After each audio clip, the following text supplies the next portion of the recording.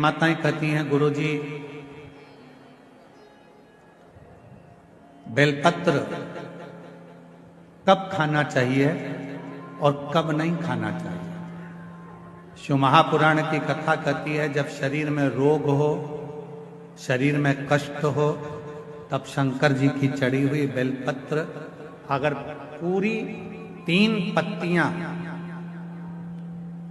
मान लो आप पूरी 3 पत्ती भी बेलपत्र की नहीं खा सकते, तो बेलपत्र के आगे की थोड़ी सी एक अंश नोक मात्र भी आपके मुख में अगर जाती है तो भी वो उतना ही असर करेगी जितनी पूरी पत्ती करती है। एक अंश मात्र।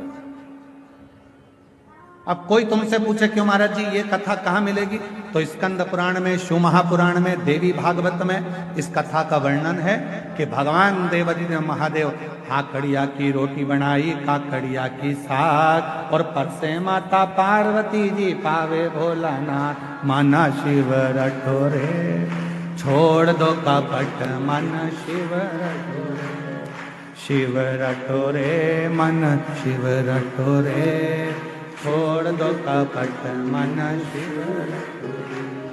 काकड़िया की रोटी बनाई, काकड़िया की साग, काकड़िया की रोटी बनाई, काकड़िया की साग, और परसे माता पार्वती जी, परसे माता पार्वती जी पावा भोलानाथ, मन शिव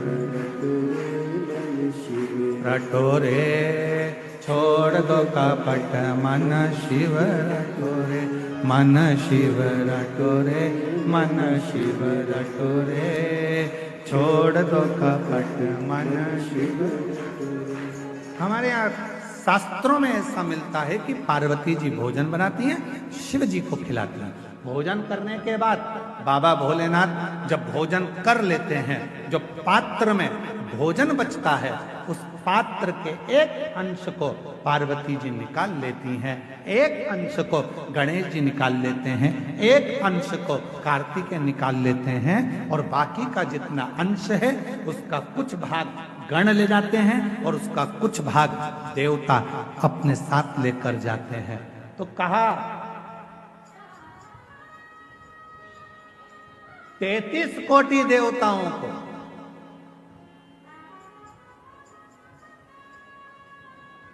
भोजन की थाली का कितना भाग मिलता था, जरा ध्यान से सुनना प्रयागराज वाले, जितनी मेरी जीजियां बैठी हैं, जीजा बैठे हैं, मेरी बेटियां बैठी हैं, बेटा बैठे हैं, जितने मेरे बुजुर्ग माँ बाप बैठे हैं, सब सावधानी से सुनना, और जितने आस्था चैनल पर, फेसबुक, यूट्यूब पर, जितना सोशल मीडिया पर सुन रहे हो, सब सावधानी से सुनना कि शिवजी की थाली में से जो भोजन बचता था वो 33 कोटि देवता, अब ध्यान देना, गणेश जी का हिस्सा निकल गया, पार्वती जी का निकल गया, कार्तिकेय जी का निकल गया, योगिनियों का निकल गया, गणों का निकल गया, उसके बाद में देवताओं का हिस्सा। आखिर वो देवताओं के हिस्से में से 33 कोटि देवताओं को उस भोजन में से मिलता कितना, कितना भोजन मिलता होगा, वो प्रश्न है। तो कहा प्रसाद का मतलब क्या है, जो शंकर जी की थाली में से भोजन जाता था, भगवान नारायण के लिए लक्ष्मी जी लेकर जा रही हैं, और वैकुंठ जाते जाते जितने देवता उस प्रसाद का दर्शन करते थे, वो प्रसाद उतना उतना उन देवताओं की दृष्टि में समाहित होकर उनके हृदय में उतरता जाता था। भोजन का कण मात्र का दर्शन भी सुख दे जाता, कण मात्र का दर्शन भी सुख दे रहा।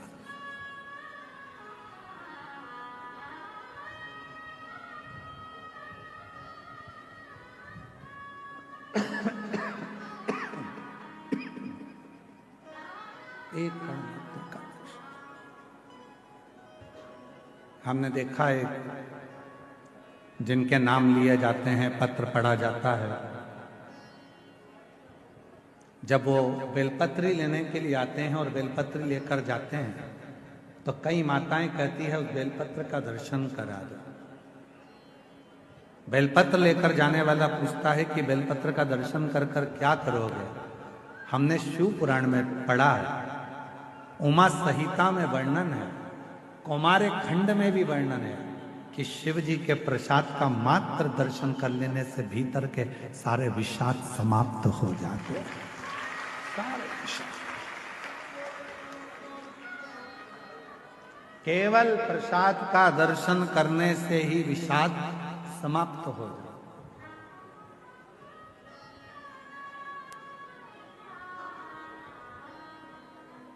आप लोग रोज रोज अगर बेलपत्री खाओगे, भाई स्वास्थ्य खराब है तब थोड़ा सा अंश ले लो, रोज रोज खाओगे तो मुख में छार छार सा हो, कई बार स्वाद नहीं आता फिर भोजन, कई बार जिह्वा छारी छारी सी हो जाती। रोज क्यों खाना?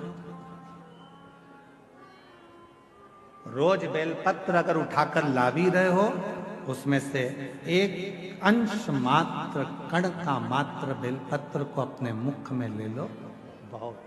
बाकी के बेलपत्र का क्या करें गुरुजी? लाओ, सुखाओ, इकट्ठी हो जाए, चूरा बनाओ, चूरा बना के महीन पीस कर उसको रख लो, उसको रख लो। कभी कोई बहुत ज्यादा कोई तकलीफ में व्यक्ति मिले, उसको चुटकी मात्र की वो बेलपत्र का चूरा जो शिव पर चढ़ी हुई बेलपत्र है उसका दे। महाराज जी, बाबा जी, अभी एक गौ माता को बीच में एक रोग हो गया, गाय के पूरे शरीर पर महाराज जी ऐसे गांठ गांठ जैसे फुंसियां पड़ने लगी। वो स्मरण में हमें आ नहीं रहा है? हाँ, लम की बीमारी हो पूरे में हो। सूचना मिली ऐसा ऐसा हो गया, क्या करें? हमने कहा अपने धाम पर जितनी भी बेलपत्र आती है उसको सुखाया जाए, सुखा कर पीसा जाए, पीस कर रोटी में मिलाया जाए और रोटी बनाकर गाय को खिलाई जाए। थोड़ी थोड़ी बेलपत्र की मात्रा, एक एक डेढ़ डेढ़ बेलपत्र की मात्रा की रोटी बनाई गई। डाला कितना? केवल एक बेलपत्र का आधा अंश उस रोटी में डाल डालकर जब गाय को दिया तो वो लंपी की जो बीमारी थी वो धीरे धीरे धीरे धीरे समाप्त हो गई।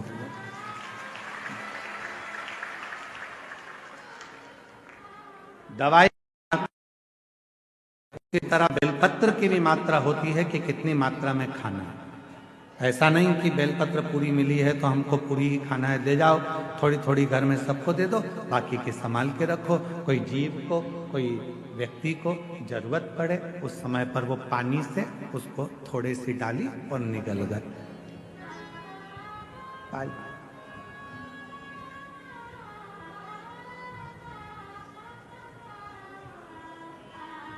कुछ मात्रा,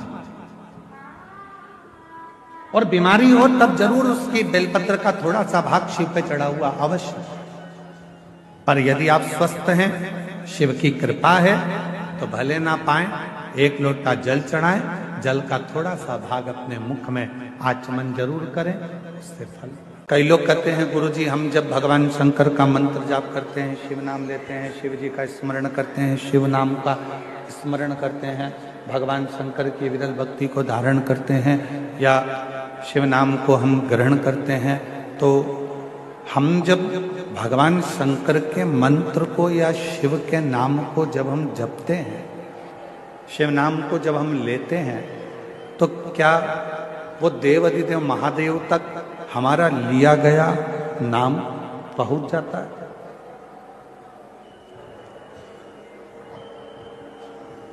क्या देवाधिदेव महादेव तक हमारा लिया गया नाम पहुंच सकता है?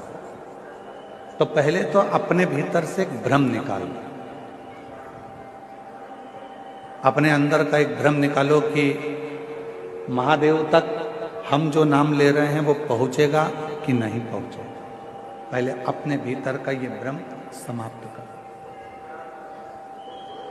मतलब आपकी दृष्टि में ये है कि आपकी दृष्टि में लगता है कि ऐसा है कि शंकर भगवान हमसे बहुत दूर है, शिव जी हमसे बहुत दूर है। जब तो आपकी बुद्धि में यह बात आती है कि हम जो बात कहेंगे वो शिव जी सुनेंगे कि ना सुनेंगे, हम जो मंत्र बोलेंगे, जो मंत्र हम बोलेंगे वो मंत्र शिव जी तक पहुंचेगा कि नहीं पहुंचेगा, हम जो मंत्र का स्मरण करेंगे वो देवाधिदेव महादेव तक पहुंचेगा कि नहीं पहुंचेगा। आपके भीतर यदि ये विचार चलता है तो मतलब आप ये विचार कर रहे हैं कि शंकर जी हमसे बहुत दूर है।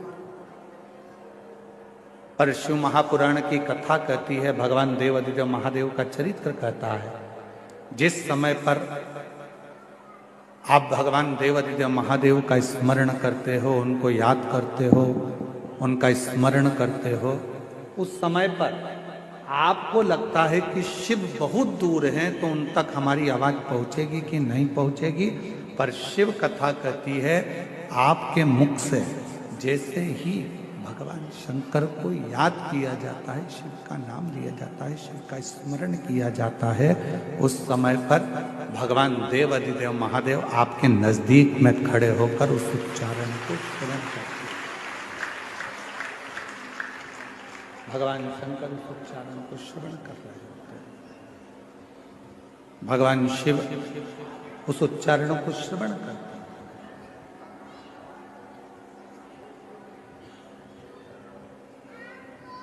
आवाज किन तक पहुंचना चाहिए? जो दूर है, जो करीब में है उन तक आवाज पहुंचाने की जरूरत ही नहीं पड़ती, वो हमारे अक्षरों को, हमारे शब्दों को देखकर भी समझ सकते। ब्रह्मा जी ब्रह्मलोक में, भगवान विष्णु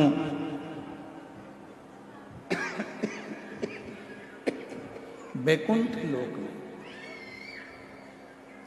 इंद्र लोक में, पर मेरा देवाधिदेव महादेव, मेरे भगवान शंकर, मेरे ओघड़दानी, मेरे शिव इसी मृत्यु लोक में। अब ब्रह्मा जी को यदि आपको कुछ कहना है तो भले तुमको तेज बोलना पड़ सकता है, भगवान विष्णु जी को अगर कुछ कहना है तो हो सकता है कि आपको तेज बोलना पड़ सकता है, पर यदि आपको भगवान शंकर से कुछ कहना है तो आपको तेज बोलने की जरूरत ही नहीं पड़ती, वो आपके पास में कंकर शंकर के रूप में विराजमान होकर उस बात को श्रवण करते हैं। बिल्कुल नजदीक में पहुंचकर, नजदीक में बैठकर उस कथा को श्रवण करते हैं, उस बात को श्रवण करते हैं। आपके नजदीक में खड़े होते हैं, नजदीक में बैठते हैं और वो कथा को सुनते हैं।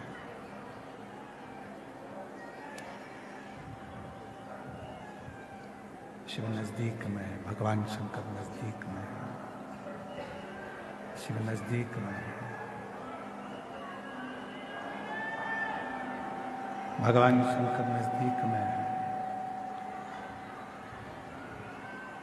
शिव की कथा कर रही है, भगवान शंकर का चरित्र कर रहा है, शिव महापुराण की कथा कर रही है।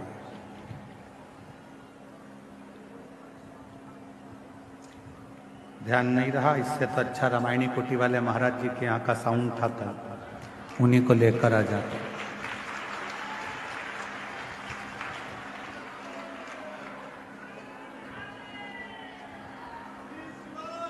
शिव को, भगवान शंकर को, देवाधिदेव महादेव को बहुत दूर ढूंढने की जरूरत नहीं। ये कल भी कथा में कहा था, आज भी कथा में कह रहा हूं, अभी भी कथा में कर, बहुत जाने की जरूरत नहीं पड़ती शंकर को ढूंढने के लिए। बहुत कि व्यक्ति का सबसे पहला शमशान कहां होता है, सबसे पहला शमशान किस जगह पर है? शिव महापुराण की कथा कहती है दुनिया में सबसे पहला शमशान उसका घर होता है। मरेगा, भले ये कोरोना महामारी में लोगों के प्राण छूटे तो शमशान डायरेक्ट ले गए, पर बाकी के समय तो आप ध्यान दीजिएगा, अगर मरने वाले व्यक्ति को भले एक्सीडेंट में मरा, काय में भी मरा, पर सबसे पहले उसको लेकर आते हैं तो घर में ही लेकर आते हैं, मतलब सबसे पहला शमशान तो घर ही है। और एक शमशान से साध कर दूसरे शमशान की ओर भेज दिया जाता।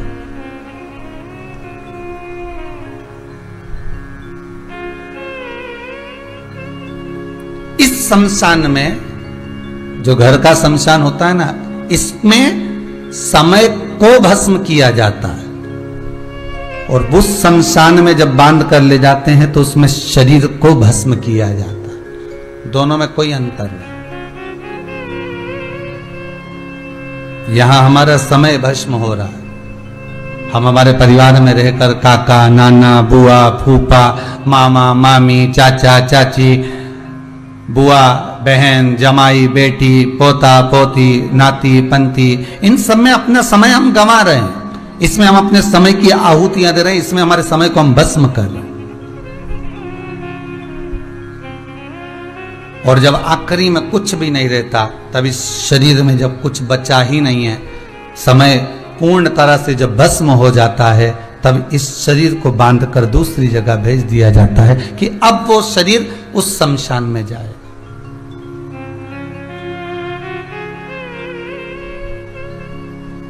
शमशान भी बनाया तो बहुत दूर बनाया।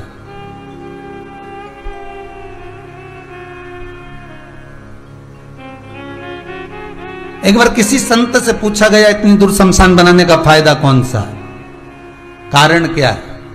संत ने कहा, उसका एक कारण है कि जब मुर्दे को घर से लेकर आएंगे, शमशान जब दूर बनाया जाता है, मुर्दे को जब लेकर जाया जाता है, उस समय पर जितने लोग मुर्दे को उठाकर चलते हैं, कम से कम राम नाम लेते हुए तो चलते हैं। शमशान दूर बनाने का कारण भी यही है कि परमात्मा का भजन उतनी देर आप दिल से कर तो रहे हो, उस परमात्मा के दरवाजे जाते जाते राम नाम सत्य बोलते तो जा रहे हो, शंकर का स्मरण करते तो जा रहे हो, शिव नाम लेते हुए तो जा रहे हो। और जितनी देर आप राम नाम लें, शिव नाम लें, कृष्ण नाम लें, भवानी का नाम लें, दत्त का नाम लें, आपकी मर्जी पड़े जिसका आप नाम लें, जितनी देर ले रहे हैं, समझ लेना उतनी देर आप इस मन रूपी लोटे को, इस आत्मा रूपी कलश को अच्छे से मांझ रहे हो, साफ कर।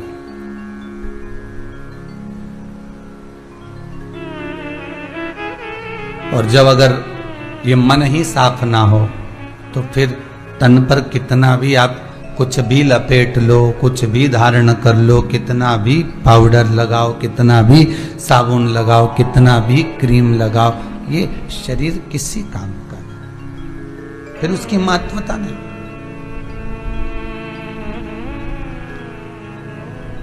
भगवान कभी इस शरीर को देखकर प्रसन्न नहीं होता।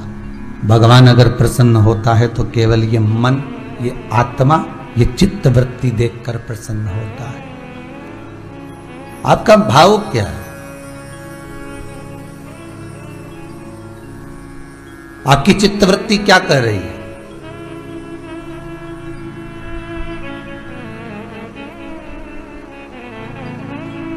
किसी ने गंगा जी से पूछा, गंगा, ए मां गंगा, स्वयं शांतनु ने भी गंगा जी से पूछा था।